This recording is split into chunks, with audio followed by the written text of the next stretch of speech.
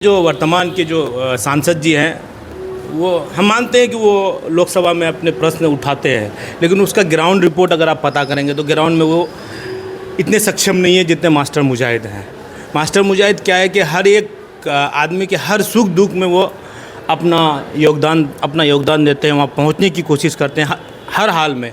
लेकिन मैं खुद 5 साल से घर पकड़ा हूँ, 2016 से मैं घर आया हूँ दिल्ली से, तो तब से अब तक आज तक मेरा मुलाकात जावेद साहब से नहीं हुआ है। यानी आपके महागठबंधन को देना है तो इसका मतलब ये थोड़े है, लोगों का कहना है कि जावेद साहब को हटा करके किसी को भी दे दे, चाहे तौसीफ साहब को दे दे या क्या कहते हैं मौलाना साहब के भाई को दे दे या इजहारुल हसन साहब को दे दे, जीत जाएंगे, वोट दे देंगे, लेकिन जावेद साहब को वोट नहीं देंगे। जावेद 4 साल हो गए, लेकिन बहादुरगंज विधानसभा में सिर्फ 3 आदमी के यहाँ जाते हैं, वो भी मतलब साल भर में एक बार आते हैं। कभी अगर दौड़ा हो जाए, बाई चांस दौड़ा होते हैं, 6 महीना साल भर पर दौड़ा होता है तो एक कलेक्टर साहब के यहाँ बैठते हैं, इस पार उस पार जा कर के बैठते हैं शौकत साहब के यहाँ, इलावा कहीं नहीं बैठते हैं किसी। नमस्कार, आदाब, मैं रियाज रही और आप सभी का स्वागत है आपका अपना चैनल अपना गांव में। अभी हम लोग हैं सिटी सेंटर बहादुरगंज चौक, जो कि बेनी के करीब है, और यहाँ पे युवाओं से बातचीत करेंगे लोकसभा 2024 को लेकर के कि लोकसभा में क्या कुछ होने वाला है। यहाँ पे AIMIM अपना डॉक्टर लीबान हैं जो कि अमोर से विधायक हैं, और वहीं पे देखा जाए तो डॉक्टर जावेद साहब जो हैं वो वर्तमान में सांसद हैं, और साथ ही साथ मास्टर मुजाहिद साहब भी महागठबंधन से टिकट के लिए तैयार हैं और कोशिश उनकी जारी है। ऐसे में युवाओं का क्या सोच है, क्या कुछ होने वाला है आगे, यहाँ पे बहादुरगंज में क्या कुछ चल रहा है, क्या लोग किसके साथ हैं, इन सभी सवालात के साथ यहाँ की युवाओं से बात करेंगे। और अभी कुछ मामलात भी हुए हैं कोचादान में, उसको लेके भी बातचीत करेंगे कि विधायक प्रतिनिधि होकर के और विधायक जी के बेटे होकर के एक ठेकेदार के सुपरवाइज़र पर जो हाथ उठाया है, क्या सच्चाई है और क्या हाथ उठाना सही है या गलत है। चलिए हमारे साथ यहाँ के युवा हैं, बात करेंगे। क्या नाम है सर आपका? शहंशाह अकबर। सर, एक सवाल ये है कि सबसे पहला सवाल, अभी 2-3 दिन से माहौल गरमाया हुआ है कि पूरे यहाँ पे वर्तमान विधायक के जो साहबजादे हैं, उन्होंने यहाँ एक ठेकेदार है जो बहादुरगंज विधानसभा से टेरागंज के नौशाद साहब, उन पर हाथ उठाए हैं, थप्पड़ मारे हैं, क्या कुछ सच्चाई है? देखिए, मुझे इस मामले का पूरा जानकारी तो नहीं है, लेकिन मैं अपने एज ए मतलब इंसानियत के नाते मैं कहना चाहूँगा कि किसी भी आदमी पे ऐसे खुले में हाथ उठाना सही नहीं है। अगर उसको किसी तरह की नसीहत ही देनी थी तो किसी बंद कमरे में उसको देने की ज़रूरत थी, कहीं पे समझा देना था, लेकिन ऐसे खुले में मारना मेरे हिसाब से गलत है। फिर बाकी अब वो लोग जब बोल रहे हैं, कोजादमन के बहुत सारे उसके समर्थक और उसके चाहने वाले, कि वो जो कार्य है उसमें अनियमितता कर रहा था, उस कारण उस पर हाथ उठाया गया। तो मैं बोल रहा हूँ चलो सही है, काम में अनियमितता कर रहा था तो उसका और भी एक कोई तरीका होता है जिसके थ्रू उससे काम लिया जा सकता था, लेकिन उस पर हाथ उठा के कुछ हद तक ये गलत है। किसी छोटे आदमी पे ऐसे हाथ उठाना मेरे हिसाब से गलत है। मैं और इससे आगे कुछ ज़्यादा नहीं बोलूँगा, क्योंकि अजीब पॉलिटिक्स चल रहा है हम लोग का कोजादमन में, ख़ास तौर से कि हर बात पे वहाँ पे पर्सनल अटैक होता है। राजनीति में पर्सनल अटैक नहीं होनी चाहिए, चाहे आप किसी की भी समर्थक हो। वहाँ पे एक होड़ चल रहा है पूर्व वर्सेज प्रेजेंट, जो कि एक गंदी मानसिकता वाली राजनीति है। वहाँ पे ऐसी नहीं होनी चाहिए। हम चाहते हैं कि भाई समर्थक हैं, अगर आप एक्स के समर्थक हैं या आप प्रेजेंट के समर्थक हैं तो अच्छी बात है, लेकिन जो काम है वो होना चाहिए, मेन फोकस काम पे होना चाहिए। लेकिन वहाँ पे काम पे नहीं, वहाँ पे उजुल फुजुल बातें ज़्यादा चलती है, किसी को कुछ बोल देता है, किसी का कोई नाम रख दिया, किसी का कोई नाम रख दिया, जो बिल्कुल गलत है। इसका इम्पैक्ट बहुत गलत जा रहा है।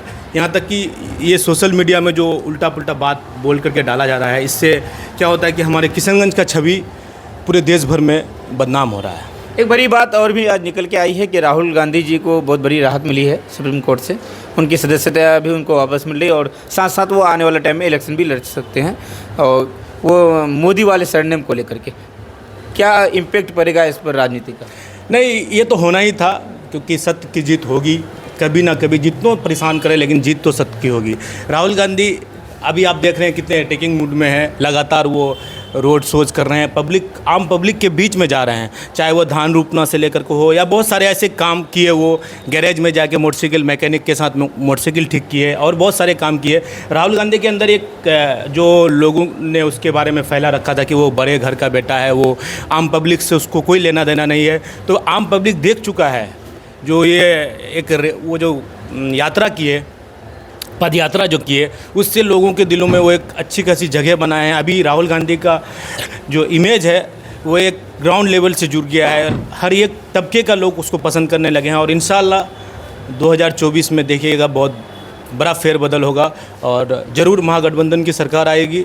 हम लोग महागठबंधन के समर्थक हैं और समर्थक क्यों ना हो भाई, क्योंकि ये जो महागठबंधन की सरकार जब भी रही है देश में शांति रहा है, देश में रोज़गार मिला है, देश में हर तरह की तरक्की हुई है। लेकिन जब से ये एनडीए की सरकार आई है हर रोज़ नया विवाद खड़ा होता है। अभी आप देख लीजिए हरियाणा में क्या हो रहा है, इससे पहले अभी मणिपुर में चल ही रहा है। तो देखिए एक बीजेपी के पास कोई अच्छा विकल्प बचा नहीं है, वो कुछ किया नहीं है कि जिसको बेस बना के वो इलेक्शन लड़ सके। अब वो पूरे देश को एक तरह का मतलब धार्मिक उन्माद में फंसाने की कोशिश कर रहा है कि लोग फंस जाए और हमको एक फिर से मेजोरिटी मिल जाए। ठीक है, आप अभी बात कर रहे थे महागठबंधन के समर्थन है, आप लोग समर्थक हैं जी। तो यहाँ पे महागठबंधन में भी मामला चल रहा है। वर्तमान में जो सांसद हैं वो कांग्रेस से हैं और जो पूर्व विधायक हैं कुचामन के, और वो प्रदेश अध्यक्ष भी है, उपाध्यक्ष भी है जदयू के, वो भी टिकट के लिए लड़ रहे हैं और टिकट के लिए कोशिश कर रहे हैं। उनके लोग भी चाह रहे हैं कि टिकट उन्हें मिले। ऐसे में आप लोग का क्या करना होगा, आगे क्या करेंगे आप लोग कि जो वर्तमान सांसद है उनके सपोर्ट में खड़े होंगे या मास्टर मुजाहिद साहब के सपोर्ट में खड़े होंगे? देखिए ये जो किशनगंज की जो सीट है, ये सीट काफ़ी एक तरह का डिसीजन लेना बड़ी टफ है गठबंधन के लिए, क्योंकि यहाँ पे जो वर्तमान के जो सांसद जी हैं वो हम मानते हैं कि वो लोकसभा में अपने प्रश्न उठाते हैं, लेकिन उसका ग्राउंड रिपोर्ट अगर आप पता करेंगे तो ग्राउंड में वो इतने सक्षम नहीं है जितने मास्टर मुजाहिद हैं। मास्टर मुजाहिद क्या है कि हर एक आदमी के हर सुख दुख में वो अपना योगदान देते हैं, वहाँ पहुँचने की कोशिश करते हैं हर हाल में। लेकिन मैं खुद 5 साल से घर पकड़ा हूँ, 2016 से मैं घर आया हूँ दिल्ली से, तो तब से अब तक आज तक मेरा मुलाकात जावेद साहब से नहीं हुआ है। यानी आपके एमपी साहब से आपकी मुलाकात नहीं हुई? कभी नहीं हुई तो है। आप लोग क्या, हालांकि हम लोगों ने बहुत सारे संगठन में काम किया है। सबसे पहला हम लोग का संगठन सीमांचल एकता संगठन था, उसके बाद किशनगंज युवा संगठन था। लेकिन इन संगठनों के में रह कर के भी हम लोग एमपी साहब से कभी नहीं मिल सके। तो ये समझ सकते हैं कि एक संगठन में रहने वाला लड़का जो मैक्सिमम हर एक पॉलिटिशियन से जिसका जान पहचान हो, उसको अगर एमपी साहब से मिलना ना हुआ अब तक, तो समझ सकते कि आम आदमी का क्या हाल होगा। जनता में क्या चल रहा है इस बार कि सांसद जी को टिकट मिलना चाहिए या मास्टर साहब को टिकट मिलना चाहिए? देखिए जनता डिसाइड अगर करती तो मास्टर मुजाहिद कंफर्म है कि वो इलेक्शन में आएंगे। अगर मास्टर साहब को टिकट ना मिले तो फिर आप लोग का क्या प्रतिक्रिया है, क्या करेंगे आगे? देखिए मास्टर साहब को टिकट मिले या ना मिले ये तो अभी फाइनल नहीं हुआ है, और हम लोग उम्मीद नहीं, हम लोग को पूरा विश्वास है कि मास्टर साहब को टिकट मिलेगा, इसलिए क्योंकि वो एक सक्षम है जिसके अंदर एक लीडर की जो एक क्वालिटीज़ होती है उसके अंदर भरा पड़ा है। इसलिए ज़रूर महागठबंधन सोच करेगी इसके बारे में कि किशनगंज के लिए जो परफेक्ट लीडर हो। अतुल ईमान में क्या कमी सर? वो भी एक अच्छे वक्ता है, अच्छे बोलते भी हैं और सदन में उनकी आवाज़ गूंजती है, यहाँ के सीमांचल के मुद्दे को उठाते भी हैं, तो उसमें क्या कमी है जो फिर डॉक्टर जावेद और मास्टर साहब से आगे आप नहीं बढ़ रहे हैं? नहीं, मैं किसी की कमी को नहीं बोलूँगा भाई, मैं बस एक चीज़ बोलूँगा कि मास्टर मुजाहिद के अंदर ये गुण है जिस कारण हम इसको लाइक करते हैं, क्योंकि इसके बहुत हम करीब हैं, इसको हम अच्छी तरह जानते हैं। लेकिन अख्तर साहब उसको हम कभी देखे नहीं हैं, देखे तो बहुत बार हैं, लेकिन उससे इतनी गहराई नहीं है, और उसका जो एक इम्पैक्ट है वैसा ग्राउंड लेवल में इतना अच्छा इम्पैक्ट नहीं है, जिस कारण मुझे नहीं लगता है कि उसका हो सकता है कि उसको MIM एक सेक्युलर पार्टी तो नहीं बोल सकते, उसको एक धार्मिक पार्टी है।